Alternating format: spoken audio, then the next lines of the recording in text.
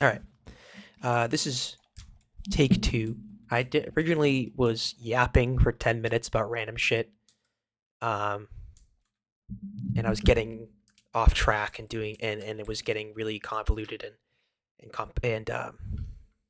it didn't sound very fluid. So I'm trying to explain, and I wanted to do a video about it. Explain how to play the Sigma comp in sort of a complex way, to understand what you want to do, and just kind of things to keep in mind when you're playing it, because it's probably going to be meta for the next month or so, maybe a little bit longer. You never know with these changes coming out, but I mean, they're not really nerfing any of the characters in the setup. I don't know if they're nerfing May, but they're nerfing BAP ammo size, which isn't really going to affect the comp too much. Might affect BAP's effectiveness, but in terms of the effectiveness of the meta comp, I don't think it's going to be affecting it too much. So I wanted to make this video to talk about. So I want to first talk about the poke phase. So both phases, the poke and brawl phase. So for the poke phase, we're going to talk about the initial setup, what you guys are doing, what each person's doing, identifying the enemy team, what they have, and what we can best do to deny it. What to look for during the poke phase, and then what each hero does during it, in terms of different types of stacking. So 5 stack, 4-1 stack, a 3-2 stack. Talk about that a little bit. And then when the brawl phase begins, I want to talk about controlling tempo, um, and being aggressive versus inting. So being aggressive and the difference between that and inting, and how to get maximum value out of your aggression. Target priority. Talk about that. We want to talk about when we're talking about target calling, hero call changes. What to look out for when changing hero calls. What are important hero calls to what are important things to get out and then change the hero calls. What are important. Peeling. So we want to talk about peeling during this brawl phase. That's a big thing. And then I also want to talk about what you can do with your hero abilities to cause pressure on the enemy team. So each person has 4 out of 5 at least have one or more abilities that can cause some sort of pressure to the enemy team. How we want to get the maximum value out of that, when to do it, stuff like that. All right, so the reason I chose Nepal Sanctum here is that this is like one of the most popular maps to play Sigma on, but like it's one of those quick maps where you kind of like it's like the cookie cutter, take this high ground, and then poke phase, and then brawl phase. You see the same thing almost every map when you're playing this Sigma mirror. So this is why this is like a controlled environment almost when you're playing this comp. You're gonna see it a lot differently on different places, even on the separate maps down here. Like, for example, like Shrine is not cookie cutter, right? You can take left, you can go mid, you can go right. There's different kind of ways to do it. Similarly with Village, there's kind of 2 ways you can do it. But on Sanctum here, there's one like defined good way to do this that almost every team will do every time.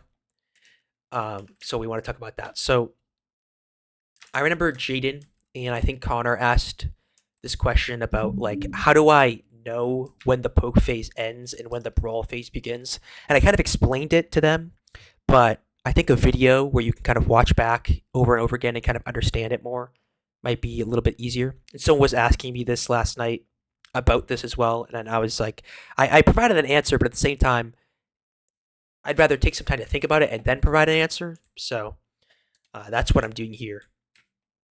So, fortunately, I wish I had some sort of like I was trying to look for that program or like the website that has like the overhead maps, and then you have like little icons you can move them around.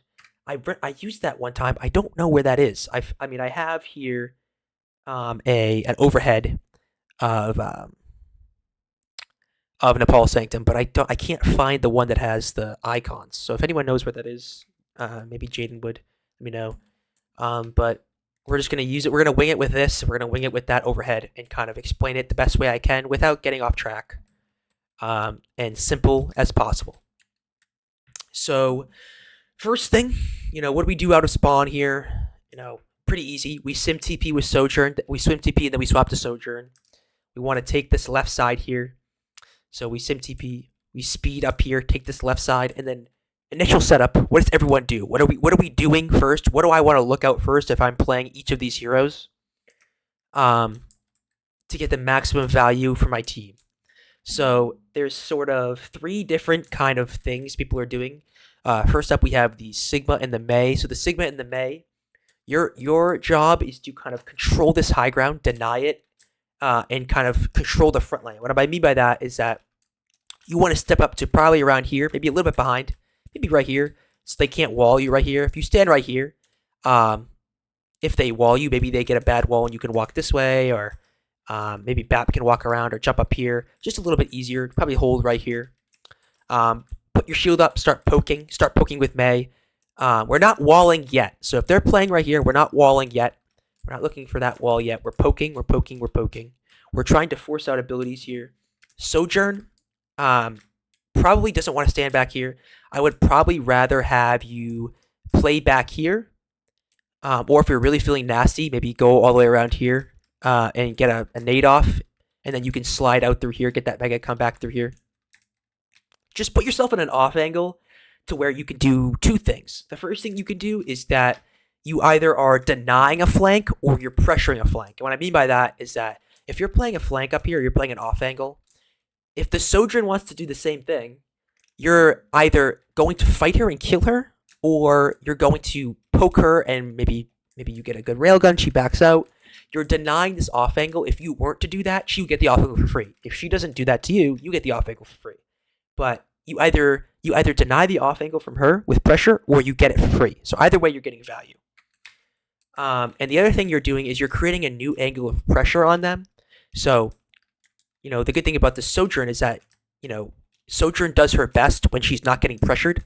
So if the Sigma and Mei is up here poking, and you're up here, how many people on their team do you think is going to look at you?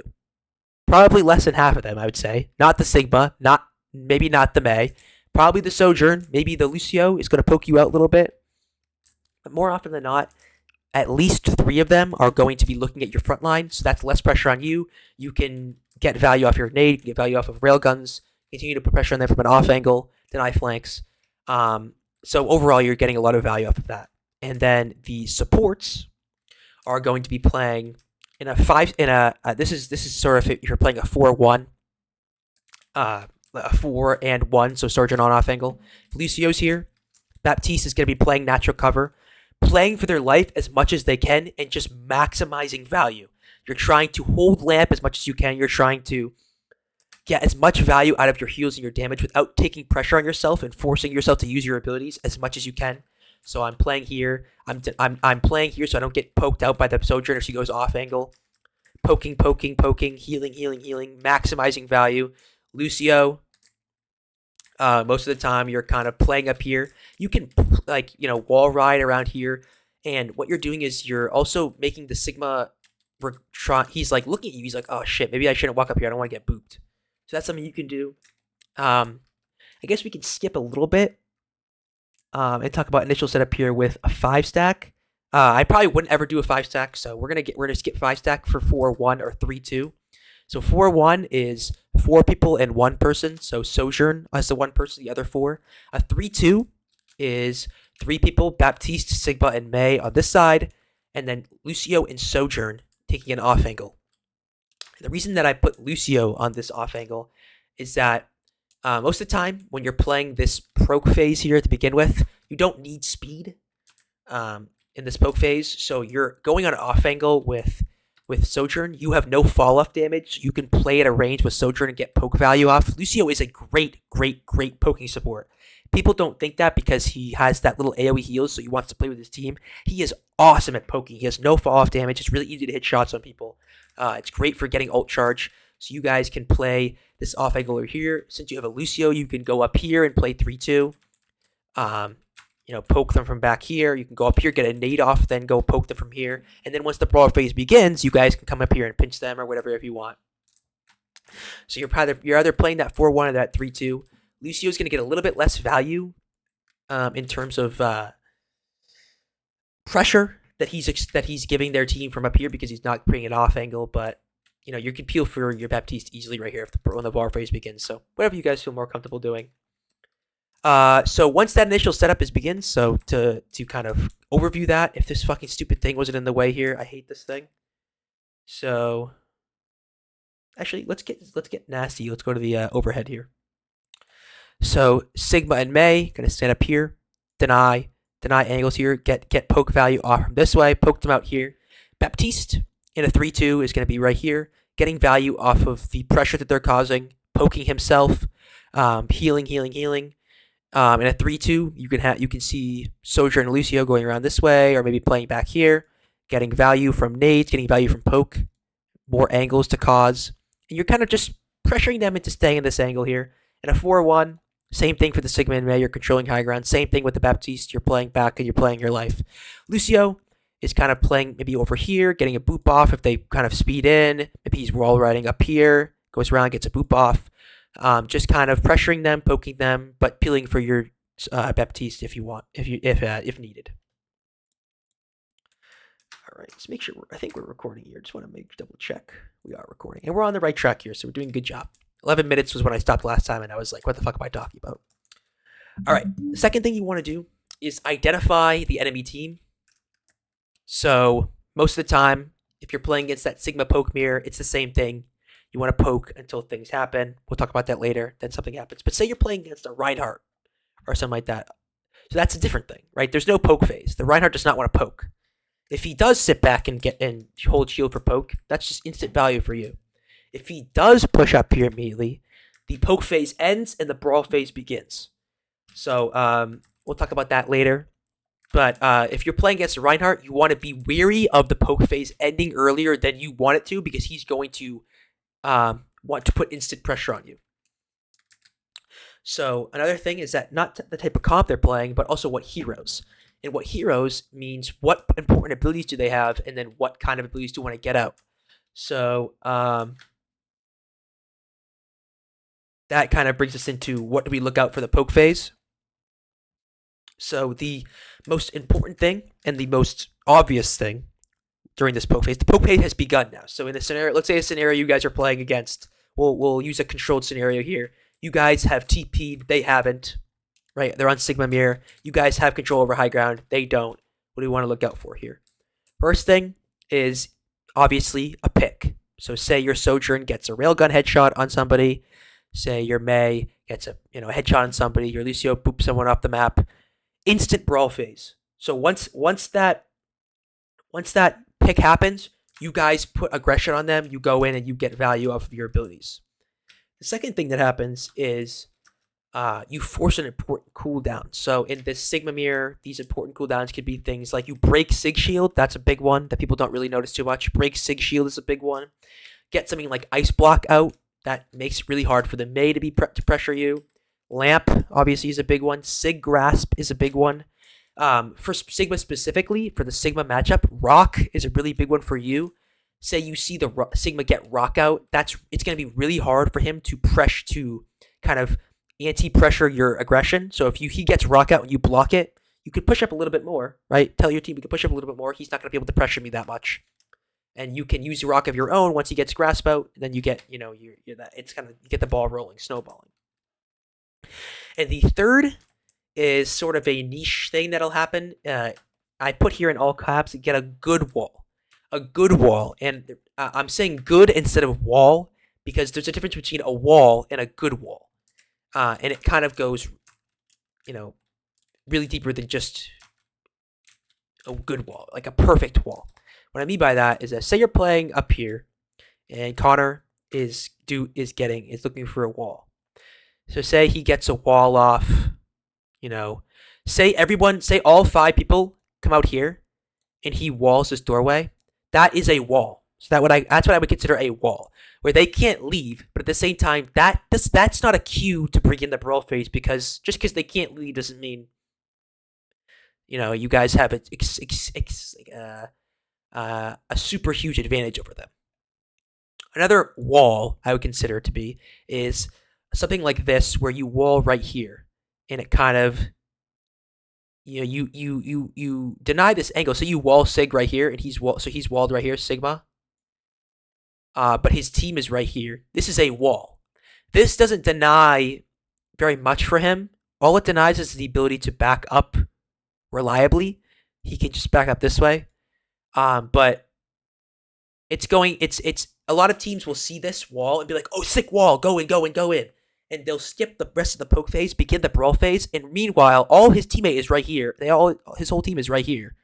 And they have all their abilities. So even though he's being pressured against a wall right here, everyone's still near him. He has lamp. He has their own wall. So he's not going to be It's not instant death. It's not guaranteed to force an ability out. So that's kind of something that people don't really identify a lot. A good wall would be a wall right here, right? And what this does is it fully, this wall fully denies every kind of walkout. This is a good wall. So this wall would be to, let's start the brawl phase and force on Mei, force on Sigma, whoever we walled out. It forces Baptiste to jump up, probably lamp. Say they TP as well. Say they TP and they're up here, getting a wall off right here, right? And you wall off two people and they're walled right here. This is a good wall to begin the brawl phase. So you want to look for a good wall, not just a wall. And any three of these could happen at any point. Right? You can get a pick. You could force in a really good cooldown, force aggression on them. You could get a really good wall. And one thing I want to point out is that forcing an important cooldown doesn't start the brawl phase, but you want to start getting more aggressive on them. So say you force out, say they wall, right, and then you force ice block, start pushing up here, keep pushing them back. Maybe you sig shield right here instead of right here. Keep pressuring them, keep creating space for your supports, keep creating space for your Mei and your soldier to get value. Keep pushing them back into this corner. Eventually, they will not be able to out-sustain you, to sustain this damage, this pressure you're putting on them, and you'll kill them. Oh, excuse me. And then once that happens, then the brawl phase begins. So once any of those three things happen, you guys start putting aggression, the brawl phase begins. And I wanted to talk quickly. The first thing I want to talk about. So the first thing you do when you brawl is you walk forward, you get aggressive. And a lot of teams will see that as run into their team as fast as we can and try to kill someone. And most of the time, that's not going to work. Most of the time, one person at least is going to die. And you don't want to int to trade. You want to aggress to pick. So you don't want to int yourself to try to kill someone as fast as you can and then die. Like a Mei or Genji or Sigma, whoever would do that. You want to aggress on them, pressure them as much as you can while getting aggressive, denying space, and brawling them that way. So what I mean by that is let's go back to this overhead here.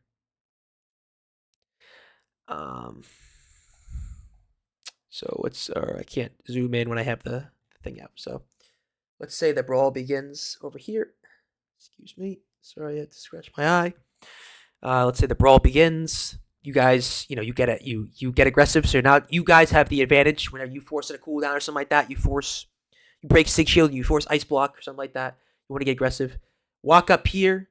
We're starting to walk up here. Let's start poking out. Let's start, focusing somebody, pressuring somebody. Maybe Baptiste is back here. Start pressuring Baptiste. Start shooting Baptiste. Don't walk past a certain, Connor. Don't walk past over here to kill the Baptiste. Just shoot it from here. Right? There's no reason for you to walk up to this staircase to kill this Baptiste, but you can do the same amount of damage from here because you're forcing yourself into a bad position. You're forcing your supports in a bad position. You're gonna get walled. Then you're gonna get traded, and then instead of it being a 5v4 when you guys are up a lot of resources, it could be a 4v4 when you're even on resources.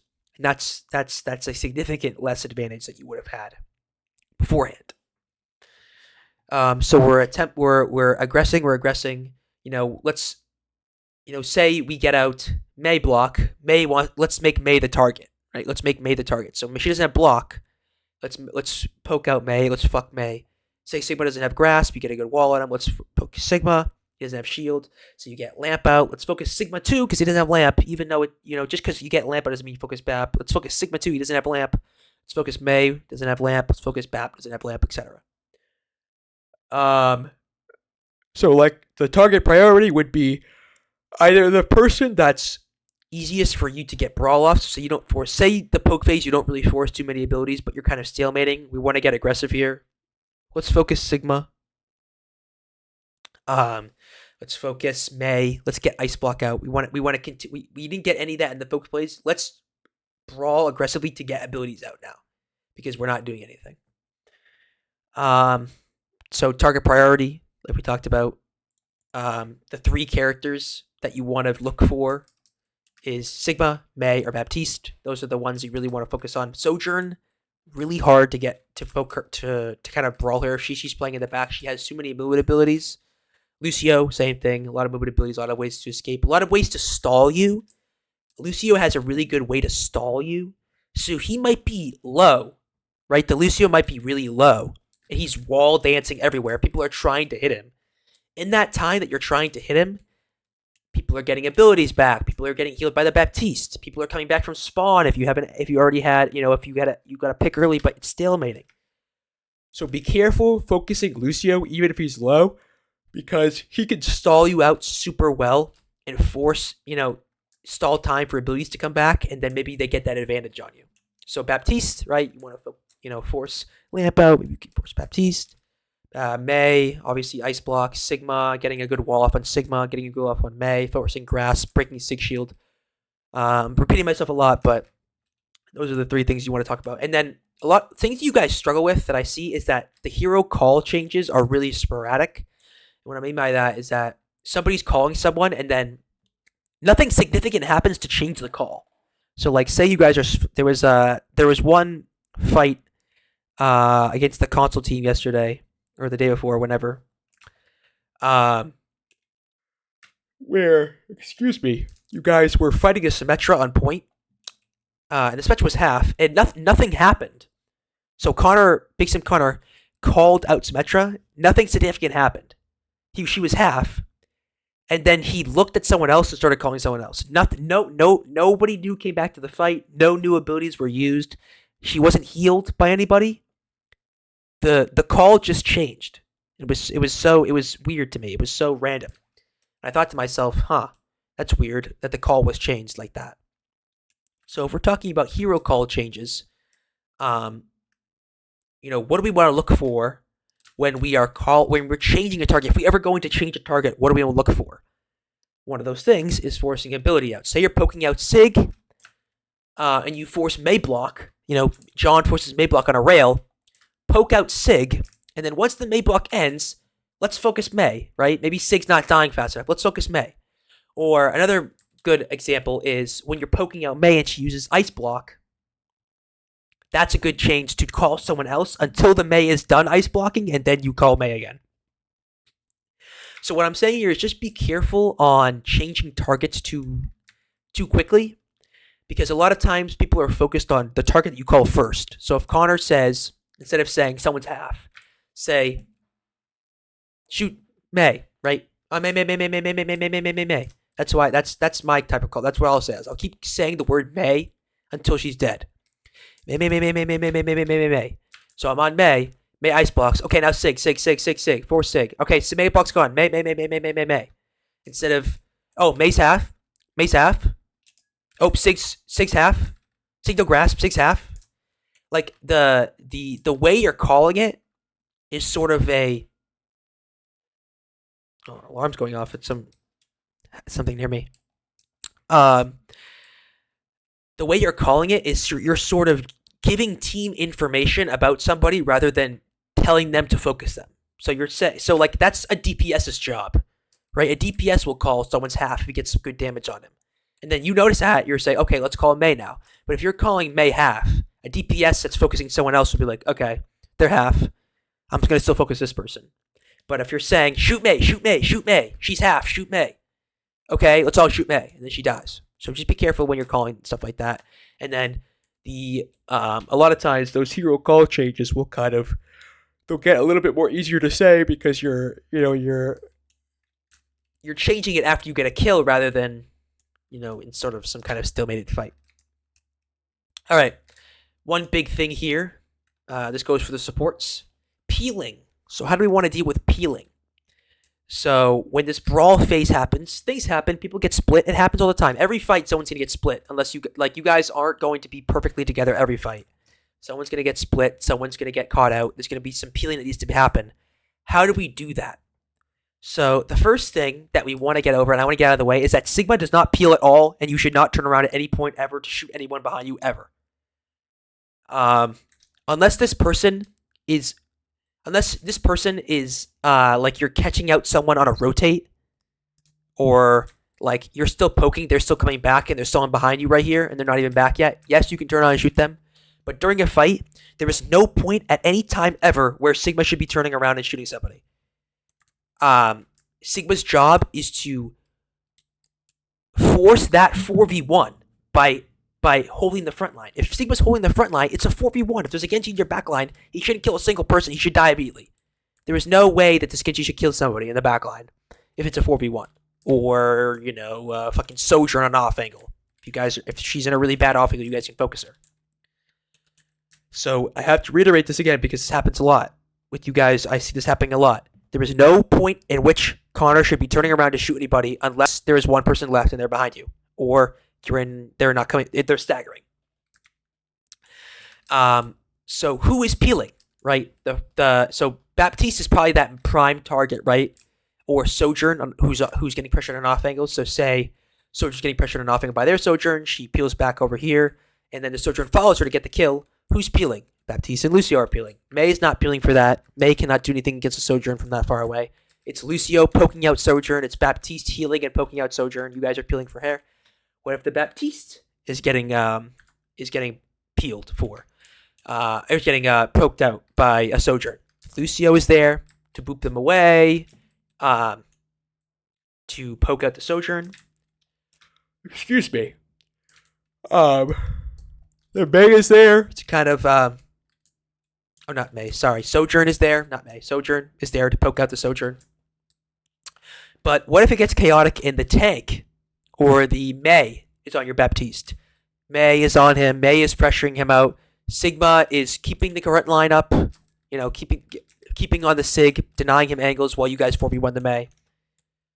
So it's sort of like what you're doing is if somebody needs to be peeled for, separate them and execute them. Do not everyone turn around and look at them. Separate them with Sig Shield and Grasp or whatever like that. Segment them off and 4v1 them. That's kind of the gist of it. And the final thing I wanted to go over is specific things you guys can do with your abilities to kind of pressure them during fights. So we're going to start out with Sigma, then we'll move our way through the whole team. So Sigma has a lot of different ways to pressure out people with abilities. Obviously, his Rock is a stun ability. That's great at pressuring out people who are aggressive. That's great at forcing abilities. Rocking a Mei is one of the most valuable things you can do in this mirror match because you're either, 1, killing her because you'll probably kill her. 2, maybe you're forcing Lamp because she doesn't have Ice Block or the Baptiste doesn't want her to die. 3, maybe you're forcing Ice Block. That's great as well. So you should basically be rocking on cooldown at this point in these fights. Another thing you can do as Sigma is you can use your shield to pressure out supports by putting the shield behind Sigma. So let's say, I get my pen out here. Let's say Sigma's right here. So we'll do. So why the fuck did my thing go down? Say Sigma is purple here. This is Sigma. If you use your wall behind him, so you shield right here, and their Baptiste is right here, look at how much pressure it puts on them. Puts pressure on their Sigma because you are poking him out. You're poking, in blue, but whatever. You're poking him out. He's not kicking any healing. The Baptiste is going to have to jump up or lamp him or walk forward. So much pressure you're putting on them. But it's free rock, free, getting out lamp. So make sure we're using our abilities. We're not using... Sig Shield is weird because it's not used as kind of like a linear shield to just stop damage. You're using it as sort of a defense matrix to get, to deny important abilities like in the mirror matchup. Sig Rock, Sojourn Nade, stuff like that. Cutting off supports, cutting off tank. You're not really using it as sort of that cookie cutter shield that just blocks damage. Excuse me. But yeah, so Mei, her wall, pretty self-explanatory. I don't really have to do anything more of that. Cutting off angles, separating people. That's really the only thing you can kind of get out of it. Sojourn's nade is really important because a lot of sojourns, a lot of bad sojourns, will use the nade immediately to just get damage off and use ult charge.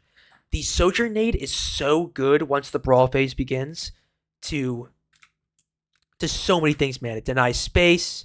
If you sojourn nade right here, while they're brawling, denies space, forces their Baptiste to back up, forces their backline to back up, we can separate their front line, maybe their Sigmas right here, separate them. Just does constant damage during that actual brawl phase where you're doing that big amount of damage numbers there. Lucio Boop is really good at putting people back into the fight, off the map. You do a bad angle, denying ability. Say a Sigma's rocking somebody and you boop him, that can mess up his aim. That's a really good thing to do. So overall, when you're using your heal abilities, making sure you're using them smartly, right? You want to use them in a smart way to kind of deny them. You don't want to just, I'm not just gonna walk up as Sojourn, nade immediately, get 75 damage, 5% ult charge. Now I don't have an important ability like that for the actual fight. I'm not gonna walk out here, chuck out Rock immediately because it's not gonna get any value. I'm not going to just boop a Sig shield, right? Just to get the damage off, right? It's just self-explanatory things. So, this video is 30 minutes. I am fucking tired as hell, man. I have to get ready to go home to go work because I'm going to work tonight, get some extra money. So, I hope I explained this in a way that's, simple to follow. It's not too complex. It talks about the complexities, but it's not too complex. A lot of times I trip over my own words, so if you guys have any questions, please, if anyone ever has a question, just fucking DM me, man. Only one person has asked for a VOD, and I don't like to assume things, but if only one person has asked for a VOD, then I assume that 4 people don't care about getting better. Are 4 people happy with the way that they're playing? Obviously you guys are doing good in scrims, but do we think that we need to get better? Right? Everyone should be asking me for VODs, one-on-ones. I can connect you with other people as well for one-on-ones. I mean, it's not ideal because I'd rather work with you to do it, but if you would rather work, if a support player would rather work with a high-level support player, I can get a person to do a VOD with you. If a high-level DPS player needs someone to do that as well, I can get somebody to do a VOD with you. I have a lot of people that could do a lot of great work. But I'd rather do it with us. So just DM me. Let's get a VOD going. A team VOD, an individual VOD, a role VOD, right? If both DPS want to work with me, do something like that, whatever. Ask questions. Send me a timestamp for the video if you're watching it, and ask me to clarify something. But I think that's just about it. I mean, if you have any things you want me to make a video, I used to make videos all the time for the original team as well. So if you have a thing you want me to make a video about as well, you can sit in for the video, ask questions during it, watch back it later, whatever. But that's about it. So thanks, guys. Appreciate it.